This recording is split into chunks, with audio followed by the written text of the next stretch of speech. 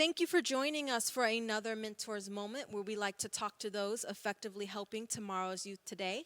My name is Tish, and this month we will be discussing the keys to inspiration as told by a youth pastor. Oh, let's go. I like it. I That's am awesome. super excited to introduce you guys to the pastor Christian Wilson he's currently over the student ministry in Journey Christian Church in Apopka. Awesome. And the reason I'm so excited and the reason I asked you to the Thank table, you.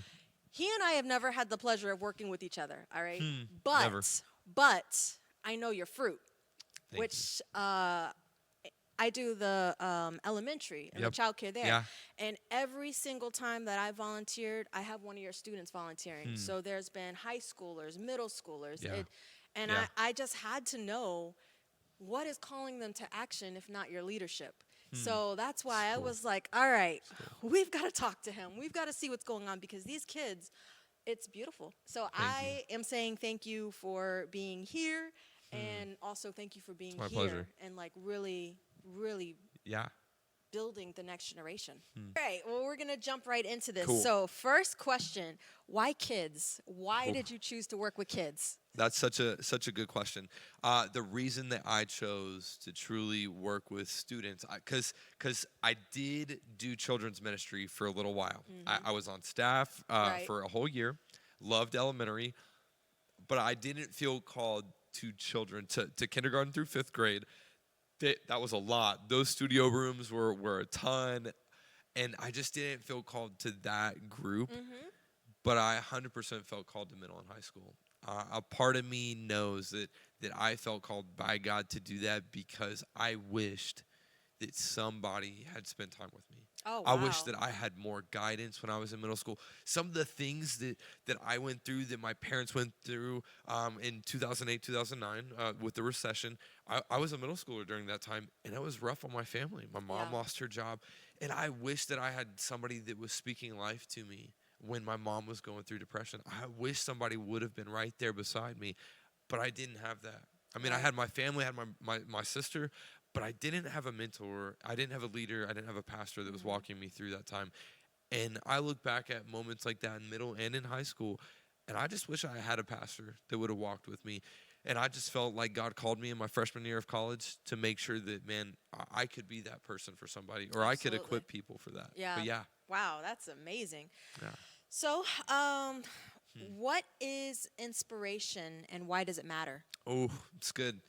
Inspiration to me means, man, it's something new. It's a brand new idea. It's a gift to us from God. Like literally, to inspire is God's new idea. It's His breath into you, and I think it's important because, man, God's always speaking, always moving. And so, if we're in tune with the Spirit, or if we know somebody that is, man, we should have access to inspiration at all times. And I then agree. that's something that helps elevate you and me to a different level of thinking. Right. And do you think that like to inspire is that different than motivated? Isn't or Yeah. is it the same exact? No, it's different. Oh, I think it's different. Oh, I okay, definitely okay, think it's different. I'm I excited. think motivation is like the spurring you on to get up and do something. So like I need motivation to go run, okay? Yes. So whether it's like, hey, I just bought myself new shoes, so I'm going to go run. That is my motivation to go run. Inspiration to go and run is, you know what? I want to be a healthier person. Oh wow, that's Like yeah. it's that mindset. Like I'm inspired to be healthier. My body needs it. My motivation is I bought the shoes, so I need to be Gotcha. motivated to run. Oh, I love that. I But love yeah. that. What do you think are some hindrances to inspiration? Yeah, I think that there's kind of like these social norms, whether it's on Instagram or it's Facebook. I think we literally see people's highlight reel Yeah. on these social media platforms, Yeah. and that is the block to it. They're like, oh, well, you know what? I got to fit into these categories, and if I don't, well, then I'm not good enough. And we've kind of said like, no, like there's these certain bars to me. When inspiration says, hey, it doesn't matter about the bar or the ceiling. Like, we're shooting for the moon. Like, Wow. inspiration is knowing that there's something else that's more than just that, than Yeah. these social norms. So you think social norms, but we're boxing ourselves in then. Yeah. Not even that it's I we're do. being boxed. We're boxing ourselves in Yeah. by what we see. Yeah, Yeah. I 100% think that it's because we get so accustomed to the everyday that we're just used to it. We're like, oh, okay, like, well, if I'm hitting all of these bars, then everything's okay. Yeah. Which I think is okay, but that's not going to lead you better. Like, and Right. I don't think that's what God would want for us. I think God has so much more than just the norm that we set for ourselves. Yeah. Yeah. Amen. Let's see. What have you found effective in overcoming these obstacles? It's good. For me personally, sometimes I just need a detox of social media. Yeah. Like literally, when I get myself out of like the realm of a norm or a routine, and I just allow, like, hey, what do I want to do? Like, Right. what are the things that I'm naturally good at, or the things I feel led to start, like the inspiration to start something, whether it is running or a 5K or a half a marathon, whatever it is. If I'm just so trapped into like, oh well, my friends just run 5Ks or my friends just exercise a little bit every day, like no, like I need to take time aside, like what do I feel inspired to do? Like, do I want to run a half a marathon, a whole marathon? Like, and then if I do, then I want to hop back on social media and follow the people that are marathon runners Oh because it's man, higher yes, thinking. You see, yeah, yeah. it's that idea. Like, I want a new social norm, and I want to keep expanding and keep going up on those levels. Yeah. So it's funny though because the one thing you said was you detox first. So I Mm, think the key point is you have to be still. Like you totally. have to, you know, Yeah. because if you don't have inspiration, Right. well, how do you get it? Right. And That's huge. Yeah, right, that's huge. That moment of like, I don't like you hit like a rut in life, and it's like, oh, I need inspiration, and sometimes it just takes you being still. yeah, Yeah, that's cool. love it. It's good. Okay. So this Mm. one, question number 5, Yeah, right? awesome. This is why you're at the table. I love it. Cool. Okay, all right. How do you inspire Hmm. these? I call them kids because you know I'm old, Yeah, gray no, hairs no, are no. popping. Nope. But Nope. It's but not. You can't tell. The camera won't see it. okay, but Awesome. how do you inspire them to action? It's one Yeah. thing to just be inspired, but you're talking about to action. Yeah. It's all about, in my opinion, and I could be wrong, and people could tell me no. It's all about the vision. Like, what is? I tell students all the time the way I can inspire them to action. So whether it's serving or whatnot, is you have to make sure that the mission and the vision that you set is worth chasing after, and that Oh, it's wow. something that you're going to chase after too. Because the thing with inspiration is it only really works if you take other people along with it. You know, it only works if I say, hey, a student should serve, but it's more for their betterment than it is for mine. That means I need to be serving along with them to show them how much better it is for them. Because I can tell them the vision, but if I don't sell it and if I don't go along with them, then it's not probably working. So that doesn't. It seems a little bit deeper than just leading by example. Yeah, 100%. Because you're not in front, you're beside. Yeah, That's what it seems like. it's good. Ooh, that'll preach. Well, you on the stage. Yes, come on. That was good. Okay. That was awesome. What do you do when someone doesn't seem interested in being inspired? Yeah, I have a statement that I make to students all the time, and I don't think most people like this statement, but I don't care. Okay. It's simply this: I cannot disciple somebody that doesn't want to be discipled. I cannot inspire somebody that does not want to be inspired. I cannot motivate somebody that doesn't want to be motivated. You're right. If you have chosen those presets in your mind, I don't want to be motivated, I don't want to be inspired, I don't want to be discipled, then I cannot force those things. Those are self-made choices. You got to do that on your own. Because if it's me forcing that, then you'll never do it on your own. And I'm actually never helping you grow. It's like the book When Helping Hurts. Right. It's like a book used for foreign Foreign. missionaries. Like when we go over into other countries and we help them temporarily or we do something for them, we're not helping them, we're hurting them. We're hindering them from actually learning how to dig that well. We don't need to dig it. We need to teach them how to dig it. Right. And so it's just like, I need to teach you how to be inspired and how to access God's word for inspiration. So, okay, so let's go a little bit deeper than Cool, that. yeah.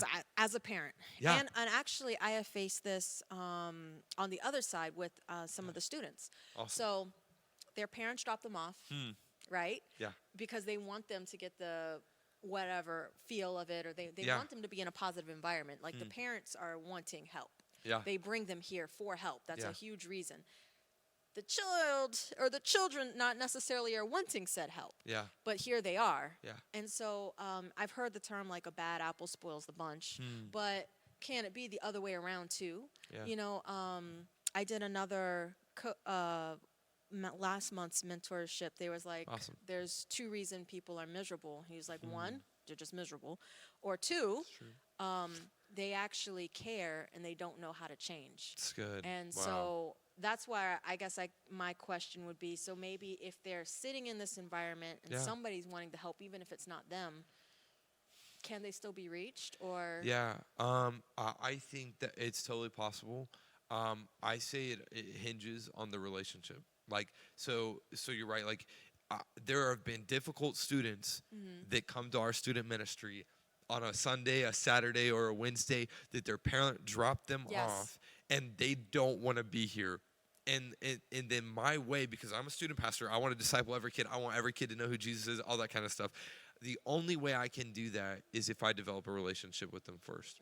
Only way. I don't think that it's right that some student pastors think that they need to teach Jesus up front to every student in the room. right. Because that kid that's being forced, if you're pushing them Oh, that yeah, on they're them, gonna- they will literally be like, "Oh, dude, this dude's fake. I'm not listening to him." Yes. And so you have to establish that relationship with them first. Right. And then you've earned the right to be heard, and then they'll follow, and then you'll listen. Then I you can love speak that. into their heart. And it's kind of like that. Like the kids that show up, man, just develop that relationship to them first. Maybe the first 5 or 10 minutes of them being there, we just ask how their day is. Right. Like, we don't want to just pour out what we're focused on. We want to know what they're focused on. Yeah. And it helps. It really it does. You can. It just taking that time to invest in that relationship. I gotcha. Yeah.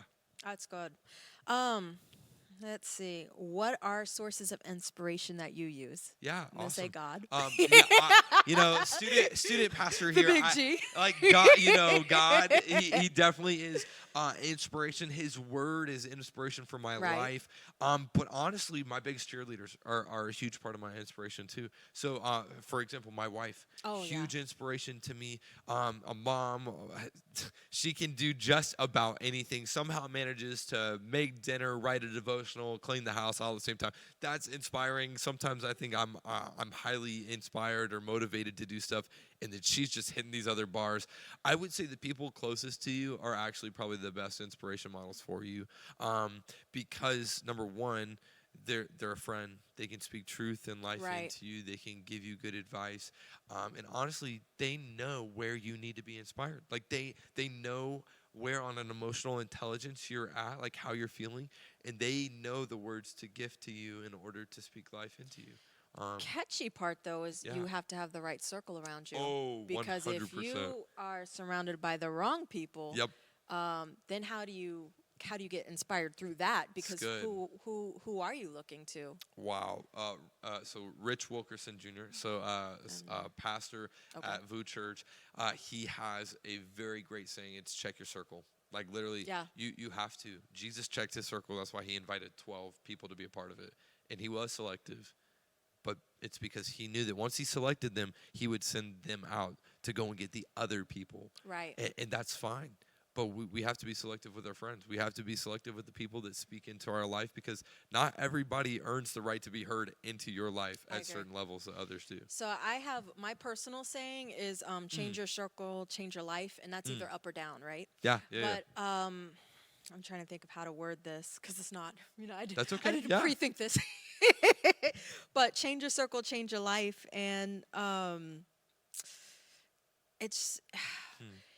But I just heard this advice that you don't really know a person Yeah. until you tell that person no, until they don't get what they want. So Yeah, not wow. only are they for you when you're down, anybody can be, if you're down together, right? Yep. But are they for you when you're up Yeah. and they're down? Yeah. Or not even are they for you when you're just up, but That's are they good. for you if you're up and they can't help? Right.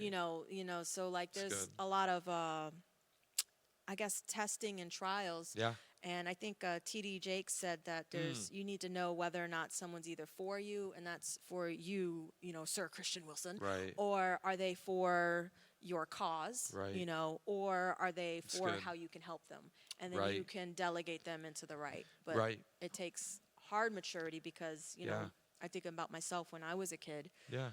You couldn't tell me that my bad friends weren't my friends. Right. Right. And think about students today still thinking that. Right. I mean, because they are. Like, I run into situations just like that all the time. They think that the bad influences that they keep letting speak into them Right. their life are true friends. And I'm like, if they are encouraging you to do bad things, that is not a good friend. Yes. Like, literally. And they have not earned the right to be heard in your life. And you Yeah. should remove them, honestly. Yeah. And it's such a struggle. And that's where insecurity clicks in, because they think if they remove them that they won't have any friends.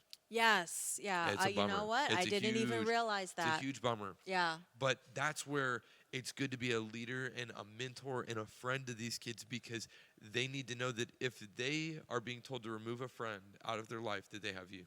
Yes. That you So you they're can still be not there. alone. Right. So Right. they're not alone. Yeah. Yeah. FOMO. It's a real thing. Fear of missing out. Come on. Okay. I know. Okay, so how do you inspire kids when you yourself don't feel inspired sometimes? Yeah, that's great. It's a tough question. How do I inspire others when I don't myself feel inspired sometimes? I have to go back to the last miracle or the last thing that I experienced. Like, the last time I was inspired, I have to look at that and allow that to fuel me for those times where I'm empty or dry. I Now, have do you, to. do you Yeah. notice that you're empty or dry immediately, or is that something that just kind of like, whoa, where did this come from? Yeah, I think it's kind of more that, like, you just sometimes, like, you feel like you've been running off of momentum and steam, and, Right. and then once it just wears off, you're like, oh wait, like, I don't think I have the wind at my sail anymore. Right. And then that's when you got to look at, okay, so what was it like to have the wind at my sail? Like, what did that feel like? And use that to help you remember that there was inspiration, there was momentum, and that it's okay that there's not right now. Right. Because just like that saying with the wind and the sail, like, the wind's not blowing right now, but that's the good thing with wind. It always comes back. Like, Right. literally, Wow. it'll come back. Yeah. And so it's how do you sit in a dry period? Right. Literally, like, when you're not feeling inspired, and not be insecure, and not be worried, and not try and, like, make up inspiration, because people can literally sense fake. Like, Yes. A if mile you're away. trying, yeah. If you're trying to sell something that's inspired but it's not, and it's fake, people will smell that and be like, yeah, I'm not sitting there anymore. Right. They won't waste time. Yeah. So yeah. So are you upfront about that all, or can you be upfront about that? Yeah. That's a great question. Like, as a student pastor, I would say that, yes, to an extent. To, like, I would say my leaders, I could be more upfront about that. You know, I could be upfront with, like, man, I'm going through a dry season where I don't feel as inspired, or maybe I don't feel as much energy right now. But to my students, my hope is they don't know what season I'm in until I've passed that season. Until I've been able to maturely figure out, what did I feel, what did God teach me, Right. what did I learn out of that season, and then go to tell them, like, hey, you know what? I've had some time out of this season now, and I just want you guys to know that this is what I learned because of it, and this is what the season offers you. Right. And truly, you know, it's, again, certain people have earned the right to be heard in certain seasons of your life. But as a leader, what I would encourage is you don't share those hard seasons until you're out of them, because you might say something out of an insecurity or a hurt that's happening in the season that's going to affect the many, when it really should only affect the one, and that one is you. Right. So, That's good. yeah. I will take that in. Let's see. Okay. So once you have everybody inspired, you've cast the vision. Yeah. They're right there with you. Yeah. What is the key to keeping them Yeah. inspired? Great question, because some people cast a vision of, like, hey, our church or our school is going to go after these 3 things. And then the quickest way to kill it is if that's the only time you ever talk about it. Like, Okay. 100%. So you have to keep bringing that vision up, and then celebrating when certain leaders or certain mentors are doing it. Okay. So, like, if we say, hey, we want every kid to be known by name here at Journey Christian Church, Right. that's part of our vision. Like, Yes. we want every kid to be known by name, then we have to celebrate when those volunteers are recognizing the kids' names. Because if you want that vision to keep going, to be a part of your culture, then you have to keep talking about it. If you want it to die, if you don't believe in it, then don't talk about it and never celebrate a leader for knowing a name. Gotcha. Like literally, and then that's what stops inspiration if you don't talk about it. Right. So yeah, Wow. All right, last question. You ready? I love it. Yeah. Okay. What is the biggest lesson a child taught you? Oh, dude. So cool. There was a little girl at the last church I worked at, and I cannot remember her name. I usually pride myself on remembering names, but I was so inspired, I guess, if Yeah. you will, and encouraged. This girl was in 4th grade, and she was taking notes at an elementary teaching that we were giving. Mm-hmm. And I literally, number one, I was astounded that a 4th grader had brought a notebook and was writing and journaling about what God was teaching her. Mm-hmm. That was number one. And then I sat down her name is Carly. I totally, Hi, Carly. Hi, Carly. I asked Carly, hey, so what do you have written? And she had just was flipping through page after page Oh, wow. in her journal about what God taught her. And what it showed me is that kids actually understand so much more than we think they Yes. do. Yeah. Like her dedication to writing and knowing God's word was at such an advanced level. And I wonder how many kids that are just like Carly, but we don't give them the right tools because we don't think at that time they can handle it. Right. Like, what would have happened if I gave every 4th grader that year a notebook and a pen and been like, hey, carry this throughout the year and write down the teaching. Like, I believe you can do it. How many more Carlys would have had instead of just one? And she brought her own. Right. Yeah. Right. They're so much more ready if we can equip them with the right tools. I agree. I think that they're ready for more. I love it. So I love it. never underestimate kids. That's what I learned. Yes. Literally, I don't will agree with underestimate that. Yeah. From babies to Yeah. you Literally, just my son. look at a toddler, they get a lot accomplished. Come on. A little body. A It's lot amazing. of mess. A lot of mess. Huge mess. Super fast. Legos everywhere. Exactly. Literally. It's productive in reverse. Yeah. Right. Like- Right. Exactly. Right. No, that's So, good. yeah, I agree. Awesome. All right. Well, thank you so much. Oh, Tish, it's All been a right, pleasure. Thank you so much for having me. I learned so much. All right, guys. Well, I will see you all next month. Awesome.